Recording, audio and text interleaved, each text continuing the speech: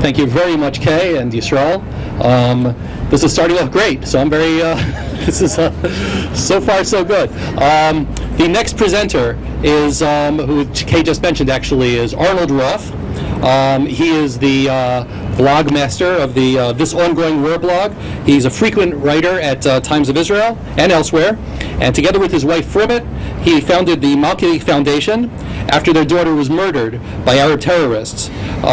He is also a previous winner of the Hasby Award for Best Blog. So I'd like to call up Arnold Roth to give the award for Best Blog.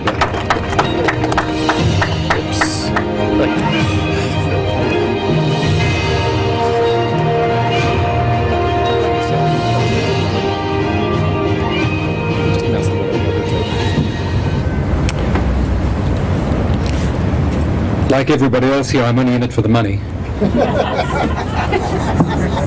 Which is a cynical way of saying that we've all taken upon ourselves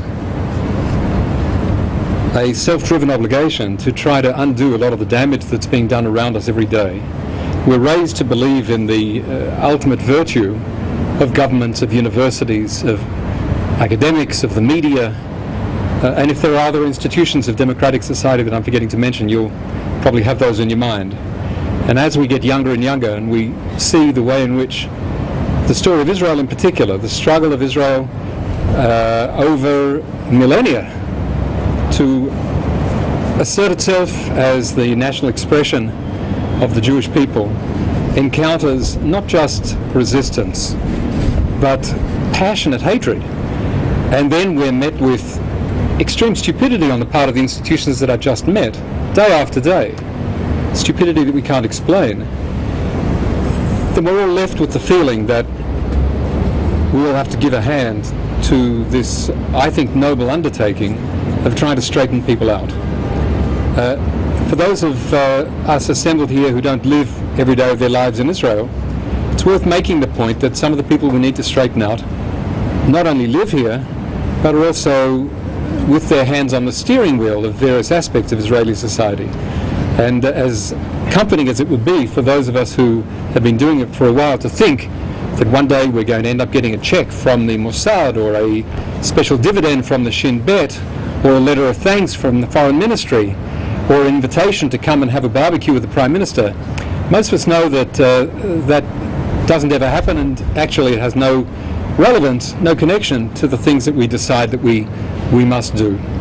I don't mind saying, and with this I'll finish talking about my personal outlook, that I'm not in this, not for the money and not for the glory and not for any sense that we're going to win. Sorry. Not because we're going to win. I'm in the business of writing a blog together with my wife and running a not-for-profit together with my wife and a group of friends because we want people never to forget our child. Our child's name was Malki Roth, and she was 15 at the end of her life.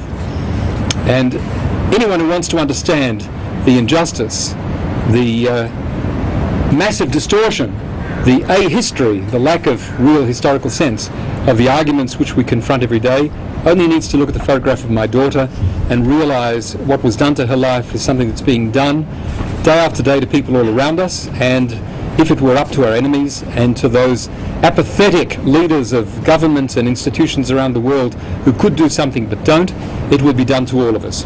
It's my pleasure to announce that the winner of the award for Best blog. Best blog. I'll take that first, thank you. The winner of the 2016 Hasby Award for Best Blog is the author of Abu Yehuda, and that's Vic Rosenthal. Please come up, Vic. There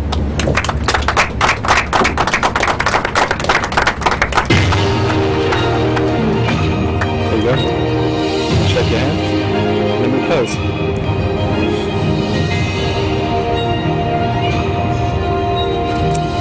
Can I stop smiling? Yeah, you can stop. Good luck. Thank you. I'm really honored to receive this award from the mysterious elder.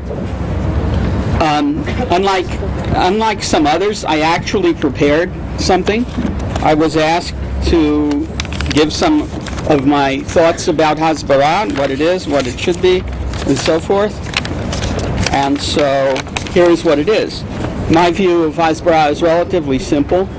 In addition to the systematic refutation of the flood of lies and libels flowing from our enemies' fertile imaginations and amplified by their friendly media, it's essential to aggressively promulgate the strong historical, moral, legal foundations for a Jewish state in the land of Israel and the legitimacy of her policies.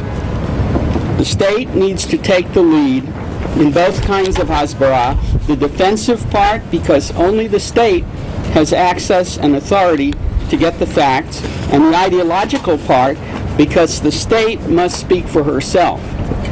Professional and amateur journalists, as some of us are, can assist in both cases, but the ultimate responsibility lies with the state.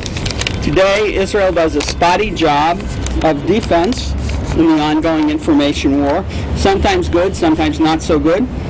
The low point was in October 2000 when Israel counterfactually apologized for the alleged death of Mohammed al-Dura. We seem to be taking this stuff more seriously now, I hope. But Israel has abandoned the battlefield of ideology, the war of narratives, almost entirely. The story that European Jews stole the land from an indigenous Palestinian people and that Israel occupies it today on both sides of the Green Line as a racist, colonialist oppressor needs to be refuted loudly and persistently, and not just by me. The story that the Green Line has political significance and that Jewish communities outside of it are illegal or illegitimate, whatever that could possibly mean, needs to be refuted loudly and persistently. Israel is not doing this.